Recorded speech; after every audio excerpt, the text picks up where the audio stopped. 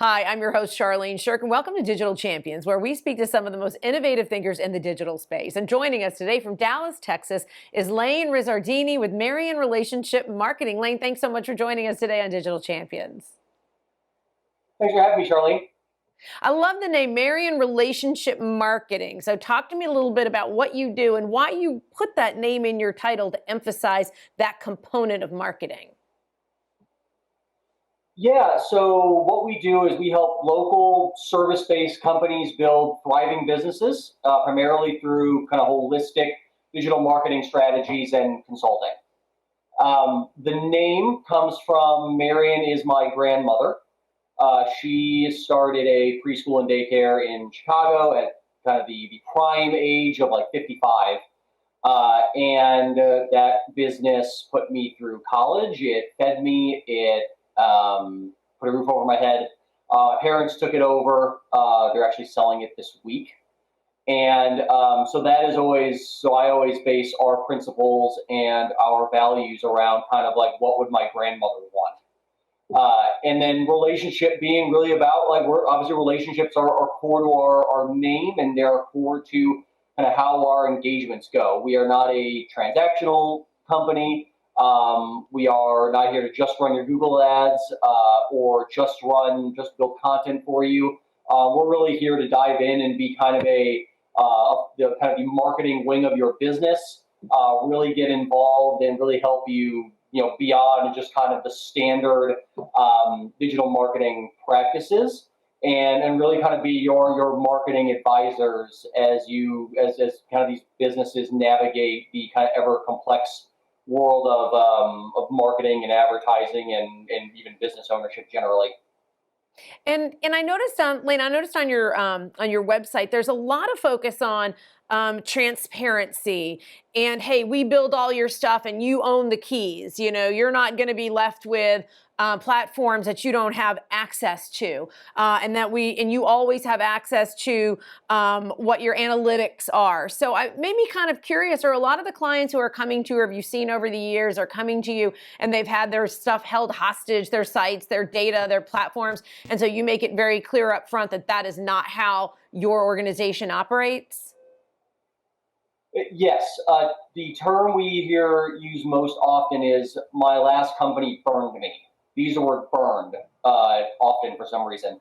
And a lot of it is, they get into these relationships and these contracts, and they're kind of tied to these platforms or to companies that we're controlling your ads account, we're controlling your analytics or your website, and then the results aren't very good, and they have to start over from scratch again. Mm-hmm. And or we're trying to fight really hard to get access to kind of things that, they're free tools. I mean, analytics is a free tool. Like, anybody can sign up for a WordPress site. Anybody can sign up for Google Ads. It's kind of our principle that we are not the owners of these things. We are simply better managers of these assets for clients. But at the end of the day, they're our clients' assets and it's their data. And if they want to bring it in-house or go with someone else, that's their right to do so. And so that's just, again, that comes from just being the mm-hmm. great grandchild and child of small business owners, and kind of working with small business owners over time, hearing their biggest pain points, and that being the biggest one. And so, that is first and foremost one of our big value propositions is that, our clients, this is our clients' stuff. We are lucky to be able to manage it and make it better for them, but it is theirs, and they will always have access to it in perpetuity. And Lane, I noticed also on your site, which I thought was a real interesting statistic, it says customers use on average 5 to 7 pieces of information before choosing who to buy from.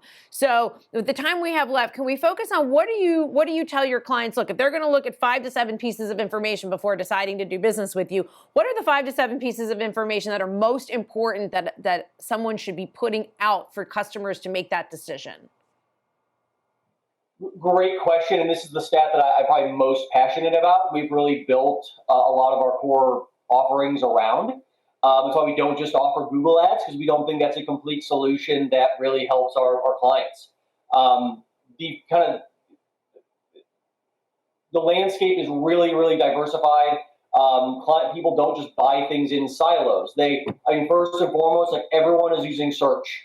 And really, like you have to own the search for your name. If people Google your name, what do they see? Do they see good reviews? Do they see bad reviews? Do they see a good website or a terrible website? Do they see competitors come up? Do you own all of the listings on that page? Do they see great pictures of your work? Do they see the right name, address, phone number, hours of operation information? People are hearing about you from all different kinds of sources. They're hearing about you from social media. They're reading articles that hopefully you've written in other places across the web. They're finding you on map listings. They're hearing about you from friends and neighbors. They're seeing you on billboards potentially. They're seeing you on signs that you're placing around the neighborhood. They're hearing about you from networking. All of these things still exist, right? Like we're not digital elitists. People still talk to friends and get recommendations from offline. Our standpoint is everyone eventually ends up online. And they're going to do more research about you because even if it's a referral, they're going to get a few referrals and they're going to go Google each company and find CA, which one has the best reviews, which one has the best information, who can I see that's done something that is related to what I need.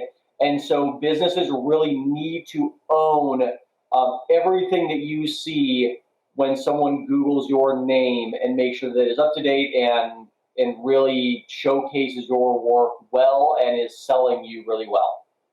Lane, that is excellent advice. I hope everybody takes that to heart. You couldn't have laid it out clearer. And I mean, really, that's the whole point. Everybody ends up online. Lane, thanks so much for joining us today on Digital Champions. We really appreciate you taking the time to share your insight with us today.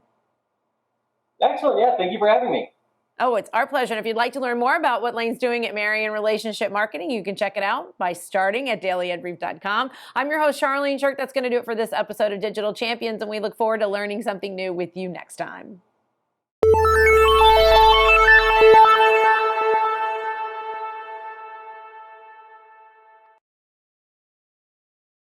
Simplify presents Addressable CTV, combining the power of TV with the targeting and attribution of digital.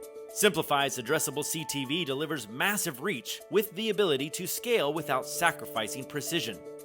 TV buyers can generate incremental reach with household-level targeting, frequency controls, reporting, and insights. To learn more about Simplify's Addressable CTV and what it can do for your clients, visit simply.fi.